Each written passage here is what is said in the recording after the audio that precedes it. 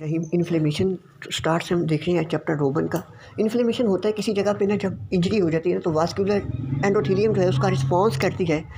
Response क्या करती है कि ऑफेंडिंग एजेंट किसी जगह पे आया, इसको निकालने के लिए बॉडी का डिफेंस सारा ब्लड सेल्स वगैरह है ना, वो किस में होता है, ब्लड में होता है। उसको उस जगह पे फोकस करती है, उसको उस जगह पे फोकस करती है ताकि ऑफेंडिंग एजेंट को रिमूव किया जा सके। इस सारे प्रोसेस को कहते हैं inflammation. Inflammation normally local language में अगर हम देखें तो हमें ऐसे लगता है किसी जगह पे रेडनेस हुई हो, ठीक है जी, इनिशियल रिएक्शन हो तो ऐसा लगता है कि ये बॉडी के लिए अच्छा नहीं है, लेकिन बॉडी के लिए एक प्रोटेक्टिव मैकेनिज्म है, सारा डिफेंस बॉडी का वहाँ पे भेजा जाता है। अब मेन चीज़ें हमने 2-3 बातें इसमें याद रखनी है कि इन्फ्लेमेशन अगर ना हो तो पहली बात तो वूंड हीलिंग की तरफ नहीं जाएगी। इन्फ्लेमेशन जो अच्छा, एक तो ये है कि इंजरी जो होगी कंटिन्यूस रहेगी, इंजूरियस एजेंट, उसको रिमूव नहीं किया जाएगा, ठीक है जी। उसके अलावा हीलिंग नहीं होगी और टिश्यू का डिस्ट्रक्शन जो है वो चांस बढ़ जाएगा, ठीक है। इन्फ्लेमेशन जब होती है तो होती कैसे, किस तरह से होती है। सबसे पहले ऑफेंडिंग एजेंट है, इसको रिकॉग्नाइज़ करना है। रिकॉग्नाइज़ करने के बाद क्या करना होता है, ऑफेंडिंग एजेंट आता है, सबसे पहले इसको रिकॉग्नाइज़ करना होता है। रिकॉग्नाइज़ करने के बाद बॉडी के सेल्स को वहाँ पे पहुँचाना है और उनको फिर क्या करना है, एक्टिवेट करना है। फिर उसको फाइट करके रिमूव करना ऑफेंडिंग एजेंट को। जब ऑफेंडिंग एजेंट रिमूव हो गया तो अब इन्फ्लेमेशन के प्रोसेस के दौरान कभी कभी टिश्यू डैमेज भी हो जाता है, अपने सेल्स भी बॉडी के किल होते हैं। तो जो रिपेयर बॉडी के सेल डैमेज हुए हैं या बॉडी में डैमेज है उसको रिपेयर करना और उसके बाद इस सारे प्रोसेस को ख़त्म कर देना और बॉडी के सेल्स को रिपेयर करना, ये सारे सीक्वेंस होते हैं इन्फ्लेमेशन के। इन्फ्लेमेशन थोड़ी देर के लिए हो सकती है तो एक एक्यूट इन्फ्लेमेशन है, अगर लॉन्गर ड्यूरेशन के लिए तो ये क्रॉनिक है। Chronic inflammation consequence of the acute inflammation भी हो सकती है और डी नोवो भी हो सकती है, यानी कोई और मसला नहीं है, ऑफेंडिंग एजेंट ही ऐसा है, उसने क्रॉनिक की डायरेक्ट ही आके क्रॉनिक ही करवाई, ठीक है। एक्यूट इन्फ्लेमेशन में मेनली सेल्स होते हैं न्यूट्रोफिल्स, क्रॉनिक में मैक्रोफेजेस और लिम्फोसाइट्स वगैरह हो सकते हैं। क्रॉनिक का ड्यूरेशन ज़्यादा, एक्यूट का कम। क्रॉनिक इन्फ्लेमेशन का जो है इफेक्ट्स ज़्यादा आते हैं सिस्टेमिक, एक्यूट के कम आते हैं। ये मेन थोड़े डिफरेंसेस बता दिए। अब इन्फ्लेमेशन जब भी होती है ना किसी जगह में, तो एक्सटर्नली ये कैसे नज़र आती है, external manifestations are called as the cardinal science. इसमें ये होता है कि स्वेलिंग हो जाती है जिसको कहते हैं ट्यूमर, कैलर टेम्परेचर रेज हो जाता है उस जगह का, उसके अलावा रेडनेस हो जाती है जिसको कहते हैं रूबर, ठीक है जी। ये सारे 5 हैं। फंक्शनलिज़ा, इसको कहते हैं कि फंक्शन ख़त्म हो जाता है, ठीक है जी। ये 4-5 इसके कार्डिनल साइंस हैं। ले जी, अब इन्फ्लेमेशन हमेशा रेगुलर नहीं हो सकती। अब ऐसे भी हो सकता है कभी कभी बॉडी के अंदर ऐसी कंडीशन आ जाती है कि इन्फ्लेमेशन जितनी चाहिए थी उससे या तो कम हो रही है, ज़्यादा हो रही है। कम होने का भी नुकसान है, ज़्यादा का भी नुकसान है। कम हो रही है तो बॉडी कम होने की वजह क्या है कि रेड ब्लड सेल्स वगैरह ज़्यादातर इन्फ्लेमेशन में इन्वॉल्व है। तो जो रेड ब्लड सेल्स है ना, वाइट ब्लड सेल की म्यूटेशन हो गई है कोई ऐसी, ठीक है जी, जेनेटिक अबनॉर्मेलिटी ये बन ही नहीं रही, जिसकी वजह से इन्फ्लेमेशन नहीं होगी तो बॉडी प्रोटेक्शन, इम्यूनिटी बॉडी की कम हो जाएगी।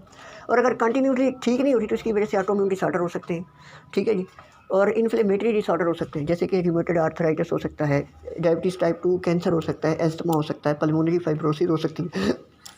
ये हमने सारे मेन पॉइंट देख लिए। अब इसके बाद हम आ जाते हैं ज़रा, इन्फ्लेमेशन जब होती है, ऑफेंडिंग एजेंट है, इसको डिटेक्ट कैसे किया जाता है। अब बॉडी के अंदर सेल घूम रहे हैं, सेल की सरफेस पे कुछ रिसेप्टर्स होते हैं, इनको कहते हैं टोल लाइक रिसेप्टर। अब कोई भी ऑफेंडिंग एजेंट है, लेट्स सपोज बैक्टीरिया है, तो डेफिनेटली कोई ना कोई टॉक्सिन प्रोड्यूस करेगा, उसकी सरफेस पे कोई ना कोई ऐसी चीज़ होगी जिसको इम्यून सिस्टम डिटेक्ट कर सकता है। तो अब मुख्तलिफ बैक्टीरिया, वायरस है, फंगाई है, ये सब बॉडी के अंदर जब एंटर होते हैं तो इनकी सरफेस पे जो ऑफेंडिंग एजेंट होता है ना, मेन चीज़ जिसको इम्यून सिस्टम ने डिटेक्ट करना होता है, वो मुख्तलिफ पैटर्न होते हैं उसके, these are called pathogen associated molecular pattern, PAMPs, ठीक है।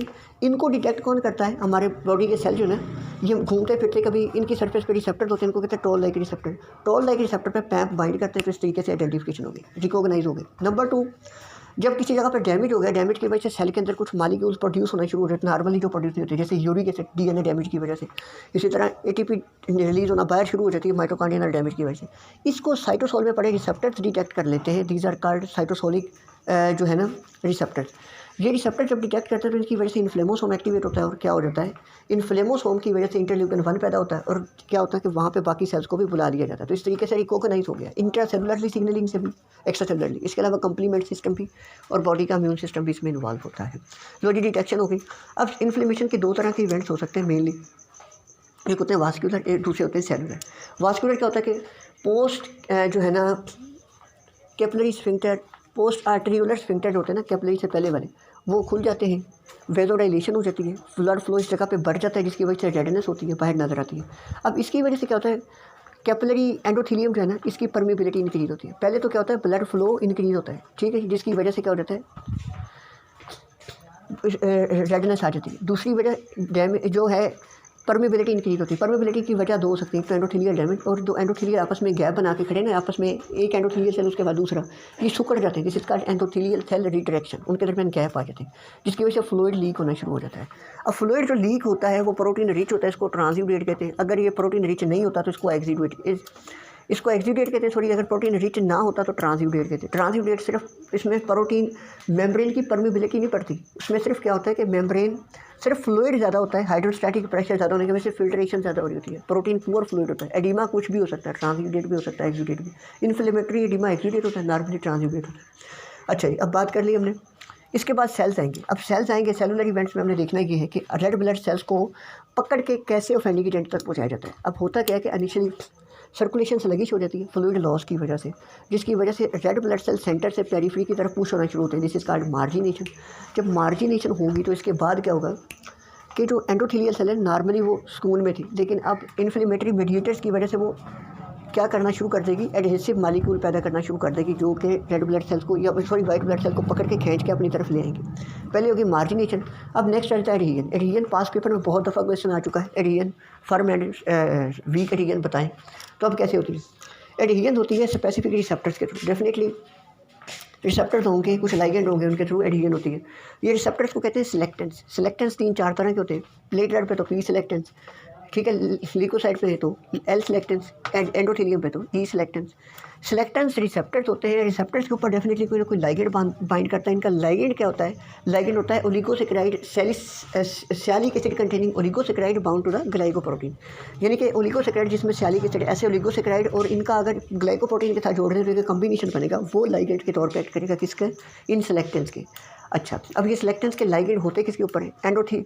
ल्यूकोसाइड के ऊपर दो चीज़ें होती है। एंडोथेलियम पे सिर्फ रिसेप्टर्स होते हैं सिलेक्टेंस, लेकिन ल्यूकोसाइड के ऊपर एल सिलेक्टेंस भी होता है और लाइगेंड फॉर पी एंड ई सिलेक्टेंस होते हैं। तो इसकी तरह वो आके बाइंड करेगा अपने लाइगेंड पे। जब लाइगेंड पे बाइंड करेगा तो वीक सी एडहेजन होगी, लेकिन पीछे से प्रेशर की वजह से ये टूट जाएगी, फिर बन जाएगी, फिर टूट जाएगी। तो दिस इज कॉल्ड रोलिंग। पहला मार्जिनेशन, दूसरा रोलिंग। अब फर्म एडहेजन्स की बात करते हैं। फर्म एडहेजन्स कैसे होती है? फर्म एडहेजन्स होती है थ्रू द इंटेग्रेंस। इंटेग्रेंस क्या होते हैं? इंटेग्रेंस ग्लाइकोप्रोटीन डाइमेरिक प्रोटीन होती हैं, जो कहाँ पर होती हैं? इनका एक पोर्शन सेल के अंदर होता है, एक पोर्शन सेल मेम्ब्रेन से गुजारा होता है, एक पोर्शन एक्स्ट्रा सेलुलर होता है इंटेग्रेंस का। ये बात याद रखनी। इंटेग्रेंस आमतौर पर रिसेप्टर्स किस किस के ऊपर हो सकते हैं? याद रखना इंपॉर्टेंट बात है, इंटेग्रेन का लाइगेंड हमेशा एंडोथेलियम पे होता है, ठीक है। इंटेग्रेन होते हैं ल्यूकोसाइड्स की सरफेस पे, ठीक हो गया। इंटेग्रेंस होते हैं the presence surface of the leukocyte. अब नॉर्मली जब एंडोथेलियल सेल के पास से इंटेग्रेन गुजरे होते हैं ना, तो इनका लाइगेंड एंडोथेलियम पे मौजूद है, लेकिन ये होते हैं लो अफिनिटी का कन्फिगरेशन में, जिसकी वजह से कभी भी अटैच नहीं होते। नॉर्मल सेल में हमें कोई ज़रूरत ही नहीं है, ठीक है। लेकिन अब हमारे पास होगा क्या? होगा ये कि जब कभी होगी इन्फ्लेमेशन, तो क्या होगा? इन्फ्लेमेशन की वजह से हमारे पास कीमोकाइंस रिलीज होंगे। कीमोकाइंस जाके एंडोथेलियल सेल पे बैठ जाएंगे, अपने आप को डिस्प्ले कर देंगे। अब जब ल्यूकोसाइड जिसके ऊपर इंटेग्रिन रिसेप्टर पड़े थे, जब वो करीब से गुजरने लगेगा ना ऐसे एंडोथेलियल सेल के जिसकी सरफेस पे छत पे बैठा हुआ है साइटोकाइन, तो अब क्या होगा? साइटोकाइन पकड़ेगा इन एंडोथेलियल सेल को, ल्यूकोसाइड को, इनकी सरफेस पे पड़े जो इंटेग्रिन है ना, इनको लो एविडिटी से हाई एविडिटी पे चेंज कर देंगे। जब ये हाई एविडिटी चेंज हो गई, इसी टाइम पे जैसे ही ये साइटोकाइन काम कर रहे होते हैं, उसी टाइम पे इंटरल्यूकेंस वगैरह रिलीज होना शुरू हो जाते हैं। एंडोथेलियल सेल को सरफेस पे जो होते हैं ना लाइगेंड फॉर इंटेग्रिन बनना शुरू हो जाते हैं, ठीक है जी। एक तो फौरी तौर पर क्या हुआ कि एविडिटी चेंज हो गई, इनकी कोशिश बढ़ जाती है, चाहत बढ़ जाती है एंडोथेलियल ल्यूकोसाइड की कि वो एंडोथेलियल के साथ बाइंड करें। और दूसरा क्या काम हुआ, उसी वक्त लाइगेंड फॉर द इंटेग्रिन भी बनना शुरू हो गए। इसकी वजह से इसकी फर्म एडहेजन हो जाती है। जब फर्म एडहेजन होती है, इंटेग्रिन से बाइंड करने की वजह से डाउनस्ट्रीम सिग्नलिंग होती है, साइटोस्केलेटल सिस्टम को डिसरप्ट कर दिया जाता है ताकि सेल मूव ना करे, सेल टिका रहे। इसको फर्म एडहेजन कहते हैं। तो लोग फर्म एडहेजन हो गई, सेल की मूवमेंट नहीं होती। अगर इसके डिफेक्ट आ जाए तो जेनेटिक डेफिशिएंसीज हो जाती हैं।